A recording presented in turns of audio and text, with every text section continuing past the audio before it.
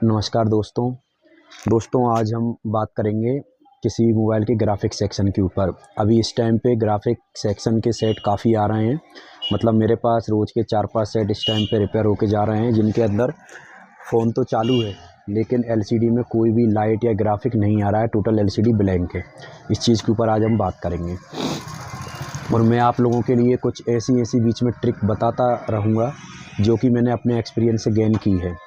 जैसे अभी हम अगर कोई वीडियो देखते हैं तो कुछ लोग बोलते हैं कि ये लाइन पे इतना जीआर आना चाहिए और अगर इससे नीचे जीआर आ रहा है तो इस लाइन को हम शॉर्ट मानेंगे। लेकिन मैंने अपने एक्सपीरियंस में पाया है कि कुछ लाइन ऐसी भी होती हैं कि जो लो जीआर देते हुए भी ग्राफिक सेक्शन में ओके वर्क करती हैं। तो हम इन लाइंस के बारे में भी बात करेंगे। ग्राफिक सेक्शन का अगर कोई सेट आए तो हमें कौन कौन सी लाइन चेक करनी है, किस तरह उन्हें चेक करना है, कितना वोल्टेज उन पे आना चाहिए, कितना जीआर उन पे आना चाहिए, स्टेप बाय स्टेप हमें क्या क्या चेक करना है, कब आईसी निकालनी है, कब आईसी नहीं निकालनी है, इस चीज़ पे हम बात करेंगे।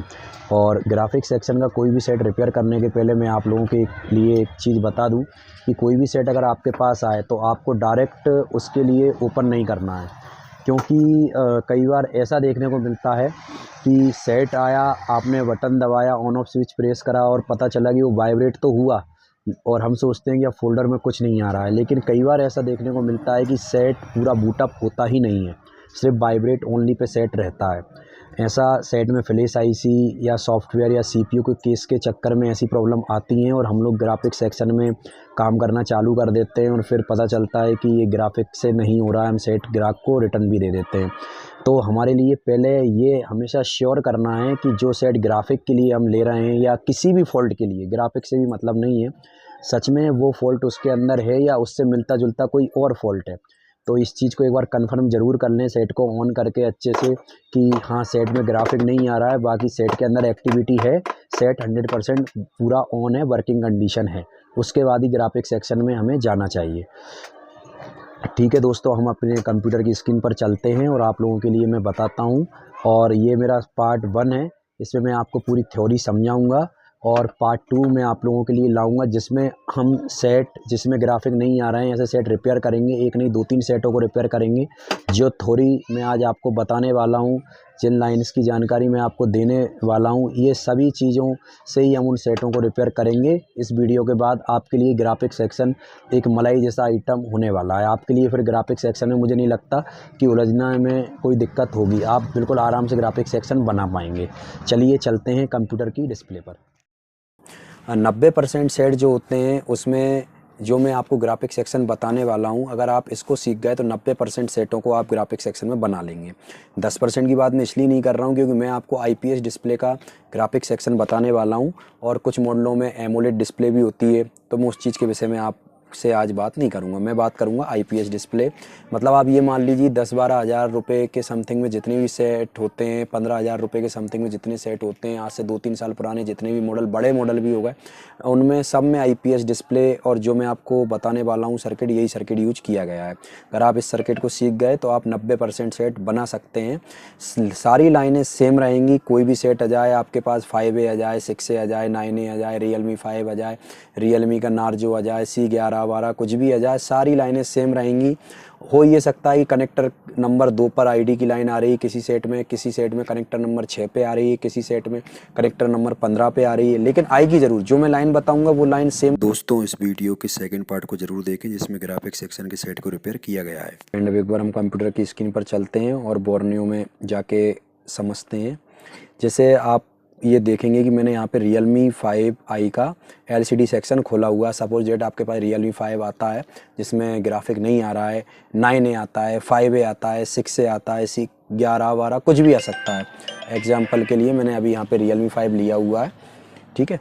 अब इसमें आप देखेंगे सबसे पहले, तो सबसे पहली जो चीज़ हमें चेक करना है कोई भी ग्राफिक सेक्शन में, वो होती है मीपी की लाइन। मीपी की लाइन क्या होती है? ये जो लाइन आप देख रहे हैं ये होती है मीपी की लाइन। मीपी लाइन बोले तो ये वो लाइन होती है जिनके थ्रू डाटा डिस्प्ले में आता है, चित्र आ रहे हैं, ग्राफिक आ रहा है, कलर आ रहा है, जो भी आप वर्क कर रहे हैं उसमें जो पूरा डाटा सीपीयू से प्रोसेस होके आ रहा है, वो सारा डाटा हमारे लिए इन्हीं लाइनों के थ्रू आता है। ये लाइन जाती है डायरेक्ट आपकी सीपीयू में। ये देखिए, ये यहाँ से डिस्प्ले कनेक्टर से होती हुई ये लाइन कुछ ऐसे यहाँ पे एलडीओ लगे होते हैं और उनके थ्रू चली जाती है सीपीयू में। और अगर कोई एलडीओ आपको इनमें से ख़राब दिखता है, आपने चेक करा और पता चला कोई एलडीओ ख़राब है, तो आप इस एलडीओ को डायरेक्ट जंपर भी कर सकते हैं। डायरेक्ट जंपर कैसे करेंगे? इसी वे में जिस वे में ये लाइन जा रही है, मतलब आप डायरेक्ट जंपर करेंगे इस वे में। आपको कभी भी इनको इस वे में जंपर नहीं करना है, आपको इस वे में इनको जंपर करना है। ठीक है, तो इस चीज़ को आपको ध्यान में रखना है। ठीक है, अब मीपी की लाइन जो होती हैं इन पे जीआर आपको सेम देखने को मिलेगा। जैसे अगर आपने ये लाइन चेक करी, फर्स्ट लाइन चेक करी और इस पे आपके लिए 500 का जीआर आ रहा है, सेकंड पे भी आपको 500 का जीआर आएगा, 490 का आएगा, 505 का आएगा, 10-5 का ऊपर नीचे हो सकता है फ़र्क, लेकिन ऐसा नहीं होना चाहिए एक पे 200, एक पे 400, एक पे 600। अगर ऐसा है तो फंडा है। तो आपके लिए ये चीज़ क्लियर करना है कि जीआर सब पे लगभग सेम होना चाहिए। सबसे पहले आपको मीपी की लाइन चेक करनी है ग्राफिक के सेट में। ठीक है, अब उसके बाद में दूसरी जो ज़रूरी लाइन होती हैं उनके ऊपर हम आ जाते हैं। फिर एक जो लाइन होती है ये आप देख रहे हैं, ये वाली लाइन, ये देखिए ये वाली लाइन आप देख रहे हैं, ये लाइन पे लिखा हुआ है LCD TA। ठीक है, ये LCD TA मतलब ये एक ऐसी लाइन होती है, टीयरिंग इफेक्ट, इसका फुल फॉर्म होता है टीयरिंग इफेक्ट। ये लाइन क्या होती है कि आपकी छोटे छोटे जो पूरा डाटा मीपी की लाइनों से आ रहा है उन सबको जोड़ के एक फ्रेम बनाती है। एक पूरा आपका फ्रेम, उसका सर्किट पूरा कंप्लीट पूरा रीड करके और टोटल एक चित्र बनाने का काम करती है ये। ठीक है, ये लाइन आपको चेक करना है। और ये लाइन भी आप अगर देखेंगे तो डायरेक्ट ये लाइन भी आपको, ये देखिए ये सीपीयू से ही आती है। ठीक है, ये भी सीपीयू से आने वाली लाइन होती है, हमको इसको चेक करना है। इसके बाद में थर्ड लाइन पे अगर हम चलेंगे तो यहाँ पे आप देखिए ये लिखा हुआ है LCD रीसेट N। ठीक है, ये लाइन होती है रीसेट की, यानी आप एक सेकंड में एक दबा रहे हैं, दूसरे सेकंड में आप दो दबा रहे हैं, तीसरे सेकंड में आप कुछ और दबा रहे हैं आपकी डिस्प्ले पे, टच स्क्रीन पे। तो इस लाइन के थ्रू सीपीयू का करता है कि जो पुराना डाटा होता है उसको डिलीट करता रहता है और नया डाटा यहाँ से आता रहता है। मतलब क्या होता है कि जैसे आपने एक दबाया, उसकी देर बाद आपने दो दबाया, कुछ देर बाद आपने तीन दबाया, तो आपका एक जो आपने दबाया उसको हटाना जरूरी है। तो उसके थ्रू LCD को रीसेट सिग्नल यहाँ से मिलता रहता है और ये एक सेकंड में हजारों बार रीसेट सिग्नल CPU यहाँ से डिस्प्ले को देता है। ठीक है, इसके बाद में आपको फिर कौन सी लाइन चेक करनी है?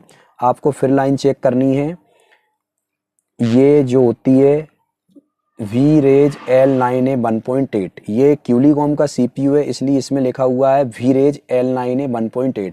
अगर ये MTK का CPU होता है, MTK CPU का सेट होता तो इस पे लिखा हुआ होता है इस लाइन पे आपका VOV 1.8 या ओनली 1.8। ठीक है, तो 1.8 सेम रहेगा, सिर्फ CPU के बेस पे उस लाइन का नाम चेंज हो जाएगा। ठीक है, लेकिन होता 1.8 का ही वोल्टेज है। आपको ये वोल्टेज हमेशा चेक करना है। सबसे पहले आप इस लाइन का जीआर लेंगे, जीआर आप देखेंगे तो 200 से 400 तक का जीआर इस लाइन पे मिलेगा।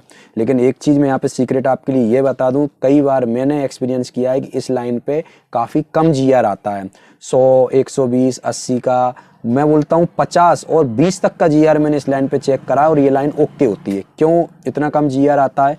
आप देखेंगे कभी भी आप इसका अगर बिड मैप खोलेंगे तो आप एक चीज़ नोट करेंगे कि ये जो लाइन होती है VIO 1.8 या VRAGE 1.8 क्यूलीकॉम में तो ये एक अलग से ही LDO बन के आया है, लेकिन MTK में ये एक ऐसा LDO होता है कि जो कि मल्टीपल आईसीओ को रन करने के लिए दिया गया है। तो इस पे इतनी आईसीओ का लोड होता है कि जब हम इसे मल्टीमीटर से चेक करते हैं तो लोड ज़्यादा होने के चक्कर में ये जीआर हमेशा लो देता है। इस चीज़ का भी आप ध्यान रखना, जिस लाइन पे जितना ज़्यादा लोड होगा उस लाइन पे उतना ही कम जीआर हमें देखने को मिलेगा, और जिस लाइन पे जितना लोड कम होगा उस लाइन पे हमारे लिए जीआर उतना ही ज़्यादा देखने को मिलेगा। तो अगर इस लाइन पे जीआर आपका कम भी आता है तो भी आप इस लाइन को ओके समझना। अगर ये 20 से नीचे जीआर देता है, 10-12 जीआर पे पहुंच जाए, 5-7 जीआर पे पहुंच जाए, तो ये आप ये समझना इस लाइन में फिर शॉर्टिंग हो सकती है। और वैसे एक सेट तो मैंने ऐसा भी करा था कि जिसके अंदर ये सिर्फ 2 का जीआर दे रही थी, ये लाइन ओनली 2 का जीआर दे रही थी, लेकिन फिर भी सेट पूरा वर्किंग कंडीशन में था। ऐसा भी कई बार हो जाता है। ठीक है, अब इसके बाद में फिर अपन को कौन सी लाइन को ध्यान में रखना है? फिर आ जाती है आपकी LCD VSP VSN। ये देखिए ये क्या लाइन होती है? ये लाइन होती है VSP यानी +5 वोल्टेज, VSN यानी -5 वोल्टेज। और अगर आप दूसरे किसी सेट में इसे चेक करेंगे तो यहाँ पे VSP VSN लिखा हुआ है। इसका नाम किसी किसी जगह पे चेंज होके VDDE VDD ऐसे करके कुछ नाम और भी चेंज हो जाता है। तो आपको इस चीज़ का भी ध्यान रखना है कि कंफ्यूज नहीं होना है। इसका नाम चेंज हो सकता है, लेकिन ये 2 लाइन आपको हर IPS डिस्प्ले में देखने को मिलेंगी। और ये होती है +5 वोल्ट और -5 वोल्ट, +5 और इधर होती है -5। और ये जो लाइन होती है ये CPU से नहीं आती है, ये लाइन आपको आएगी एक अलग ही IC से। इस IC में LUB IC यूज हो सकती है अथवा PMI IC से भी ये लाइन ले ली जाती है। जैसे ये Realme 5 है, इसमें PMI 632 लगी हुई है और इसी से इन्होंने BSP BSN बना लिया है। ये चार्जिंग को भी कंट्रोल कर रही है, डिस्प्ले के लिए +5 -5 वोल्टेज भी ये दे रही है। और दूसरे मोबाइलों में एक छोटी सी IC और लगा दी जाती है, उससे ये वोल्टेज ले लिए जाते हैं, जिसको LUB IC या ग्राफिक IC, LCD IC काफ़ी सारे नामों से जाना जाता है। ठीक है, तो इस लाइन पे हमें GR चेक करना है पहले, BSP BSN पे, और उसके बाद में वोल्टेज चेक करना है। अच्छा, अब एक बात मैं आपके लिए और बता दूं कि ये जो BSP है, इस पे तो आपके लिए GR कैसे चेक करना है, BSP हो गई या फिर ये जितनी भी लाइन है आपके मल्टीमीटर की, एक प्रॉग रेड प्रॉग जो होती है वो हमेशा ग्राउंडर पे रखना है, और जो ब्लैक प्रॉग होती है उससे हमें ये सब GR चेक करना है। लेकिन ये जो VSN है, इस पे आप देखेंगे, अगर आप ऐसे चेक करेंगे तो ये यहाँ पे OL बताएगी, लेकिन ये लाइन ख़राब नहीं होती OL बताने पे। आपको इसके लिए कैसे चेक करना है कि आपको इसके लिए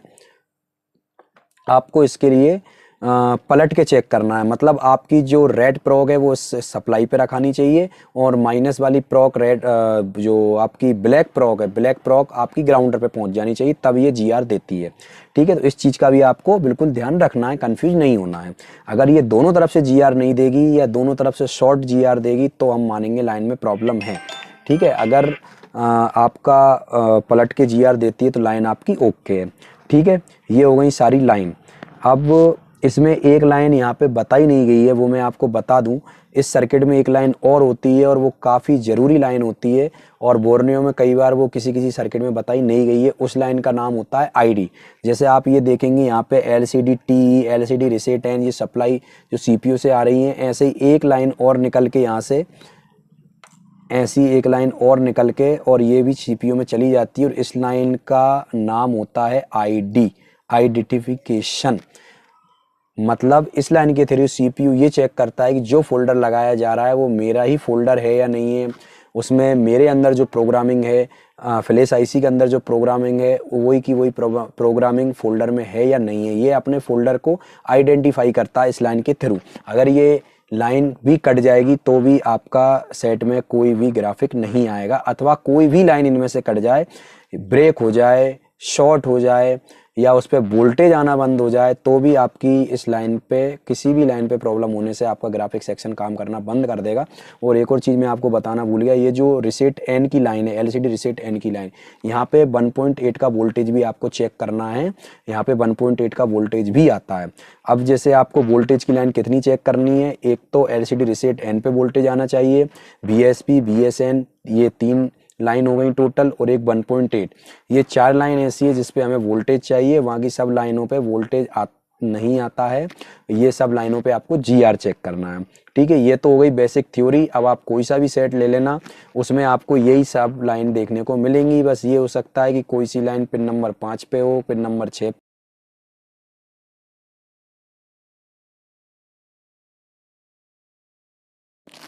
दोस्तों, अब मैं आपके लिए बताता हूँ कि ये जो BSP VSN की लाइन है, सबसे ज़्यादा मोस्टली इन्हीं में प्रॉब्लम होने से सेट में ग्राफिक का फॉल्ट आता है। तो हमको इस IC को भी एक बार चेक करना होता है, और कैसे चेक करना है, कब रिप्लेस करनी है, एक बार इस चीज़ पे अपन बात कर लेते हैं। जैसे ये जो Realme 5 है, इसमें कंपनी ने क्या किया है कि एक IC लगाई है, इसका नाम है PMI 632। ठीक है, इसमें क्या किया है कि आधा सेक्शन तो दे दिया चार्जिंग का और आधा सेक्शन कर दिया ग्राफिक का। ठीक है, ये दोनों चीज़ों को ये संभाल रही है। तो इसमें क्या होता है कि जब भी आपके पास ये सेट है और आपने देखा कि इस लाइन में कोई प्रॉब्लम है, वोल्टेज नहीं आ रहा है या जीआर नहीं आ रहा, तो आपको डायरेक्ट आईसी नहीं निकालनी है कभी भी किसी सेट की। आपको एक बार चेक करना है कि इस आईसी के आसपास कोई शॉर्टिंग, लीकेज या पानी वगैरह तो नहीं लगा हुआ है जिसके चक्कर में ये प्रॉब्लम आ रही हो। कई बार ये कैप वगैरह जो आप देख रहे हैं ये शॉर्ट हो जाते हैं, उससे भी प्रॉब्लम आ जाती है। और सबसे ज़्यादा ये जो प्रॉब्लम होती है, ये जो कॉइल आप देख रहे हैं, ये कॉइल ख़राब होने से ज़्यादा प्रॉब्लम होती है। कॉइल क्या है कि ये आईसी से जो वोल्टेज निकला है, हमारा वी सिस्टम वोल्टेज जो होता है, बीपीएच जो होता है, यहाँ से निकला, ठीक है, और ये बीपीएच वोल्टेज जो है वो पूरे सेट में डिस्ट्रीब्यूट हो गया है। तो इस आईसी को वर्किंग करने के लिए इस आईसी को दो हिस्से में बनाया गया है। तो बीपीएच जो निकल के दूसरी आईसीओ में जा रहा है, ऐसे ही इस आईसी ने एक बार अपने अंदर बीपीएच लिया है इस कॉइल के थ्रू, और ये फिर बीपीएच इस कॉइल के थ्रू होते हुए इस आईसी के अंदर एक बार और इन हुआ है ग्राफिक सेक्शन के लिए। जब ये बीपीएच वोल्टेज इस आईसी को मिलता है तब जाके ये ग्राफिक के लिए वोल्टेज रिलीज करना चालू करती है।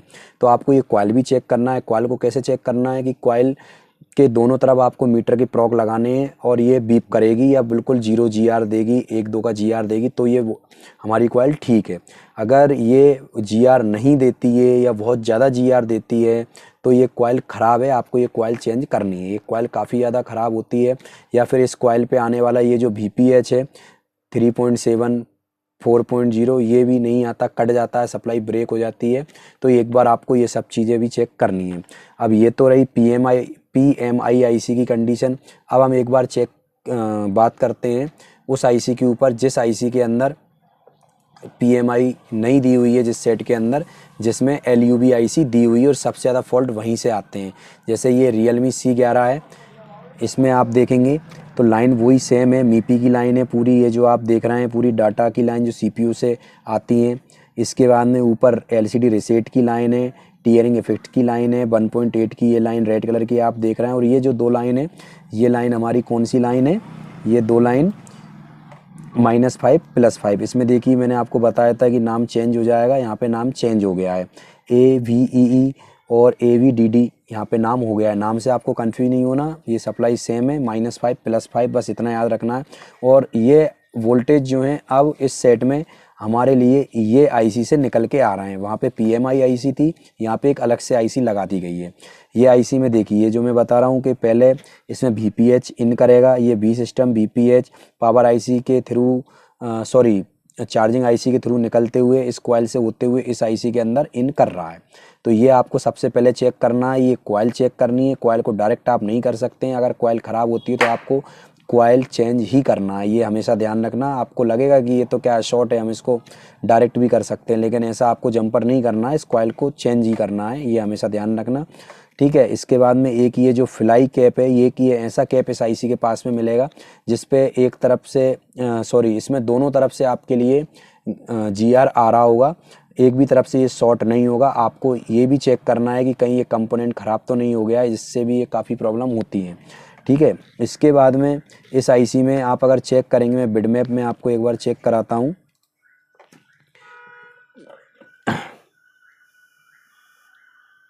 बिटमैप में मैं आपको चेक कराता हूँ एक बार C11।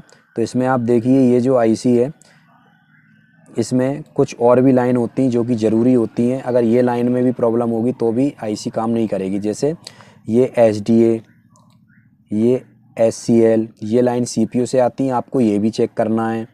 इसके बाद में आपको जो लाइन सबसे ज़्यादा चेक करनी है ये है LCD बेस ENN और LCD बेस ENP। ENP यानी इनेबल पॉजिटिव और ENN यानी इनेबल नेगेटिव। हमारे लिए दो लाइन बनती है, एक माइनस एक प्लस। ऐसे यहाँ पे दो बार इनेबल आएगा, एक माइनस के लिए एक प्लस के लिए। ये CPU से ही इनेबल आता है। ये लाइन सबसे ज़्यादा प्रॉब्लम करती है, जिससे इस आईसी की वर्किंग बंद हो जाती है, CPU से आती है। आपको इस लाइन पे एक बार GR चेक करना है आईसी को निकाल के कि बराबर इस पे GR आ रहा है या नहीं आ रहा है। और कई बार ऐसा भी होता है दोस्तों, अधिकतर मैं आपको बता दूं कि इस लाइन पे GR बराबर आएगा, लेकिन इस लाइन पे जो CPU से 1.8 का वोल्टेज आता है वो आना बंद हो जाता है, जिससे हम GR चेक करके आगे बढ़ जाते हैं लेकिन वोल्टेज चेक नहीं करते। तो आपको याद से अगर इस पे GR बराबर आ रहा है तो आपको इस पे वोल्टेज एक बार चेक करना है कि वोल्टेज आ रहा है कि नहीं आ रहा है। कई बार इस पर वोल्टेज आना बंद हो जाता है, जिससे ये आईसी प्रॉब्लम कर जाती है और सेट में ग्राफिक नहीं बनता है। और एक चीज़ बता दूं, अगर इस लाइन पे आपको वोल्टेज मिलना बंद हो जाए तब आप क्या करेंगे, सीपीयू निकालेंगे, सीपीयू चेंज करेंगे या रिवॉल्व करेंगे। आपको ऐसा भी नहीं करना है। इसके लिए आप कर क्या सकते हैं कि इन दोनों लाइन पे आप अपना 1.8 का जंपर कर सकते हैं। कैसे कर सकते हैं, आपने इन दोनों लाइनों से एक जंपर निकाला, दोनों को एक करके, और ये जंपर आपने ले जाके यहाँ कहीं भी सेट के अंदर 1.8 की VIO की लाइन है, वहाँ पे आपके लिए ये जंपर कर देना है। जैसे मान लीजिए कि VIO 1.8 की लाइन यहाँ से निकल रही है, ये लाइन है 1.8 की, आपको यहाँ से और इस आईसी में डायरेक्ट 1.8 का वोल्टेज डाल देना है, दोनों सप्लाई को एक करके, तो भी आपकी आईसी बिल्कुल वर्किंग कंडीशन में आ जाएगी। लेकिन उस चीज़ में आप फिर ये करना कि इस आईसी में जो सीपीयू तरफ से लाइन आ रही है उसको आप यूवी मार्क से कवर कर देना या उसे सर्जिकल ब्लेड से हटा देना, क्योंकि सीपीयू में यहाँ से रिटर्न करंट जाएगा तो सीपीयू की वर्किंग जो है वो डिस्टर्ब हो सकती है। तो एक बार आप ये करके देख सकते हैं इसमें। और यही वो सब लाइन है, मैंने आपको बहुत इजी वे में समझाया है, कुछ आपको घुमा फिरा के नहीं बताया, कोई बड़ी डाटा शीट आपको नहीं बताई है। कुछ ये 4-5 लाइन जिसमें प्रॉब्लम आती है, बस आप ये चेक करिए और आपका सेट 100% बनेगा, एकदम 100% बनेगा। 90% सेट आप इस सर्किट के थ्रू बना सकते हैं। और आपको कभी अगर ऐसा लगे कि मेरे पास इसका कोई डायग्राम तो है ही नहीं, मैं अब इसको रिपेयर कैसे करूं, कौन सी लाइन किस नंबर पे आ रही है, तो आप इजीली यूट्यूब पर सर्च करिए Realme 5 LCD graphic section, LCD graphic solution, तो आपको हज़ारों वीडियो मिल जाएंगी। और नहीं भी मिलते हैं तो मेरा नंबर कमेंट्स बॉक्स में मैं पिन कर दे रहा हूँ, आप उस पर मुझे व्हाट्सअप करिए या फ़ोन लगाइए, मैं आपको तुरंत जो भी आपके लिए सपोर्ट होगी वो मैं यहाँ से देने को आपके लिए हमेशा तैयार रहता हूँ। तो दोस्तों आज के लिए बस इतना ही। आप एक बार इस पूरे वीडियो को देखकर और कुछ सेटों पे प्रैक्टिकल करिए कि जो मैंने लाइन बताई है वो बराबर वैसी की वैसी आ रही है नहीं आ रही है। 1-2 सेटों में आप बनाने की कोशिश करिए, और आपको जब लगता है कि आप ये सेक्शन सीख गए हैं, अब आप बना सकते हैं, तो आप वॉर्नो को भी परचेस कर सकते हैं, उसमें भी कोई दिक्कत नहीं है, बढ़िया चीज़ है, इससे काफ़ी हेल्प हो जाता है। और इसके अलावा आप मेरे चैनल को लाइक और सब्सक्राइब ज़रूर करें अगर आपको हेल्प मिलती है तो, और नहीं करना चाहते हैं तो भी कोई दिक्कत नहीं है। दोस्तों बाय बाय, मिलते हैं किसी नेक्स्ट